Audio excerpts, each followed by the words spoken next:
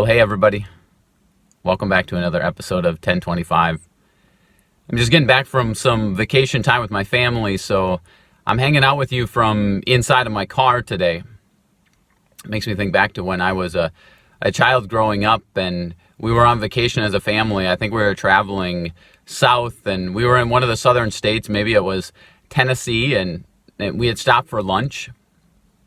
We all got done with lunch, used the bathroom, hopped back in the vehicle, and Dad was getting ready to drive out of the parking lot.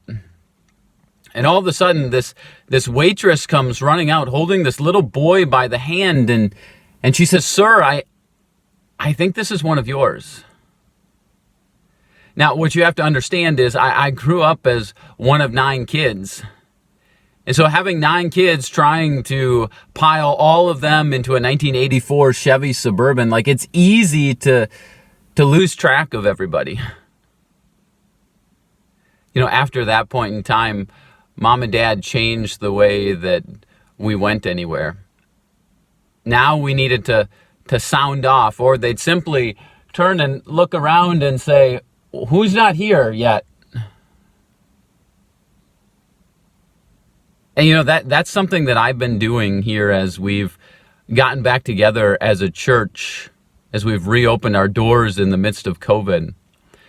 I'll start looking around, looking out at the congregation and just asking myself, okay, who's not here yet?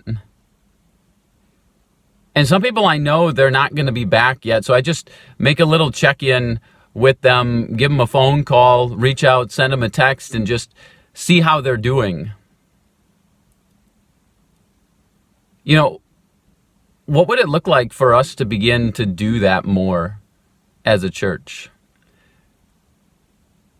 Because the church is a family. It's a little bigger than 9 kids. Yeah, absolutely, I get it. And so maybe it's a little bit more difficult to have everybody sound off. Or it might be difficult for me as a pastor to make sure that everybody is back and accounted for. But together, what would it look like just to start looking around and saying, okay, who's not here yet? Who's missing? Earlier this year, as part of my pastoral review, one of the elders encouraged me to remember the words of Matthew chapter 10, verse 6, which says, "Go to the lost sheep." Because the truth is, there are people who are not here yet. And it's not just because of COVID. There are some people who haven't darkened the doors of a church in years. And yet I believe that this is a time where we can reach out to them, where we can invite them to come back. So here's my encouragement to you. If you're at church, start looking around. And just ask yourself, who's not here yet? Or maybe it's just thumbing through a church directory and asking, who's not here yet? Or maybe it's driving around your community and just thinking back through the years. Maybe it's somebody who used to go to St. John's and now's a perfect time to invite them to come back. Maybe it's been months, maybe it's been years. But here's what I know. Jesus calls us to go to the lost sheep, to look around, and to just ask, who's not here yet?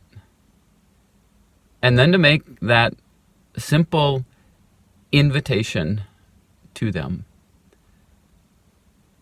Because you know what?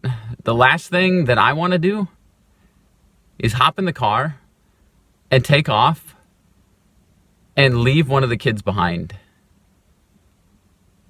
No, let's make sure that we're opening the doors and we're inviting everyone to hop in. Because we're all in this together as one big family. And I'll see you again next time.